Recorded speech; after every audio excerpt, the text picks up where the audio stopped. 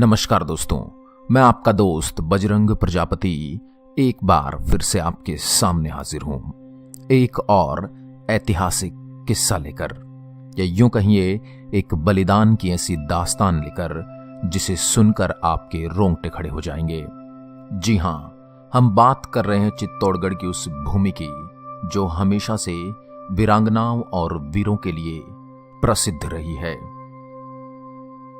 चित्तौड़गढ़ के इतिहास में जहां पद्मिनी के जौहर की अमर गाथाएं, मीरा के भक्तिपूर्ण गीत गूंजते हैं, वहीं पन्ना धाय जैसी मामूली स्त्री की स्वामी भक्ति की कहानी भी अपना अलग स्थान रखती है। और वह हर उस देशभक्त को प्रेरणा देती है जो अपने देश के लिए सर्वस्व निछावर करने की इच्छा रखता है।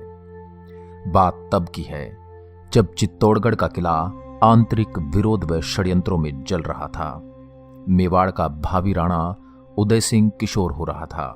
तभी उदय सिंह के पिता के चचेरे भाई बनवीर ने एक षड्यंत्र रचकर उदय सिंह के पिता की हत्या महल में ही करवा दी तथा उदय सिंह को मारने का अवसर ढूंढने लगा।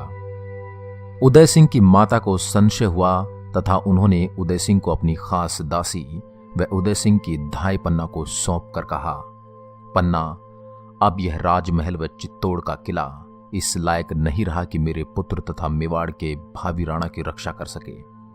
तू इसे अपने साथ ले जा और किसी तरह कुंभलगढ़ भिजवा दे।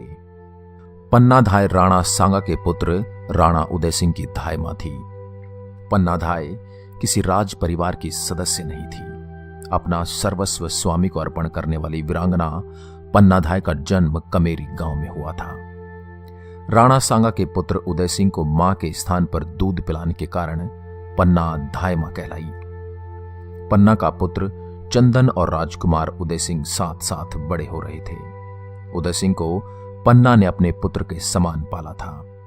पन्ना धाय ने उदय सिंह की मां रानी कर्मावती के सामूहिक आत्म बलिदान द्वारा स्वर्गारोहण पर बालक की परवरिश करने का दायित्व संभाला था।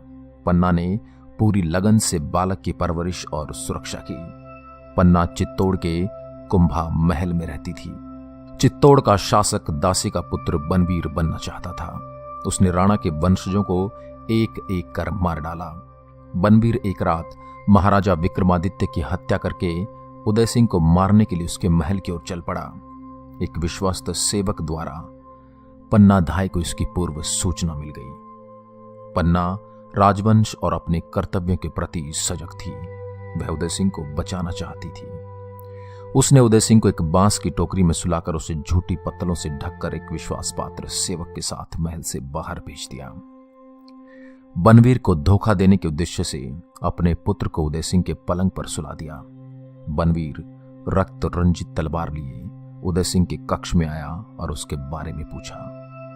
पन्ना ने उदय सिंह के पलंग की ओर संकेत किया जिस पर उसका अपना पुत्र सोया था।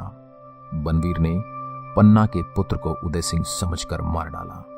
पन्ना अपनी आंखों के सामने अपने पुत्र के वध को अविचलित रूप से देखती रही। बनवीर को पता न लगे इसलिए वह आंसू भी नहीं बहा पाई। बनवीर के जाने के बाद अपने मृत पुत्र की लाश को चूमकर राजकुमार को सुरक्षित स्थान पर ले जाने के लिए निकल पड़ी। स्वामी भक्त वीरांगना पन्ना धन्य है जिसने अपने कर्तव्य पूर्ति में अपनी आंखों के तारे पुत्र का बलिदान देकर मेवाड़ राजवंश को बचाया।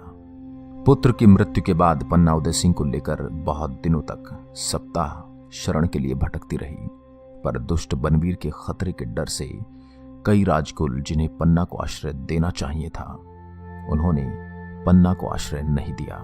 पन्ना जगह जगह राजद्रोहियों से बचती, कतराती तथा स्वामी भक्त प्रतीत होने वाले प्रजाजनों के सामने अपने को जाहिर करती भटकती रही।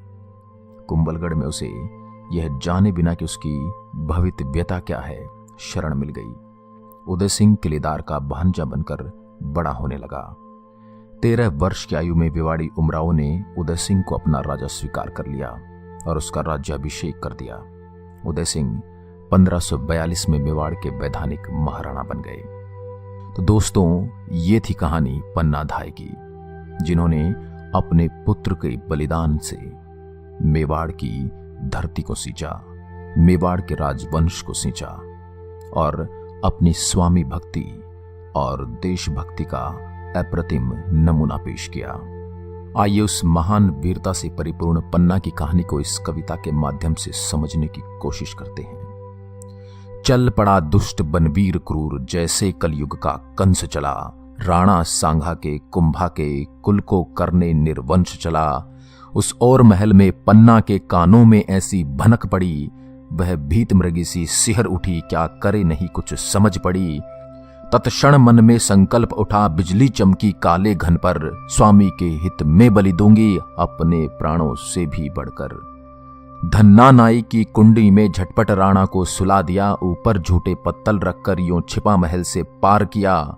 फिर अपने नन्हे मुन्ने को झट गुदड़ी में से उठा लिया। राजसी वसन भूषण पहनाकर फौरन पलंग पर लिटा दिया। इतने में ही सुन पड़ी गरज, है उदय कहाँ युवराज कहाँ। शोणित प्यासी तलवार लिए देखा कातिल था खड़ा वहां। पन्ना सहमी दिल झिझक उठा, फिर मन को कर पत्थर कठोर।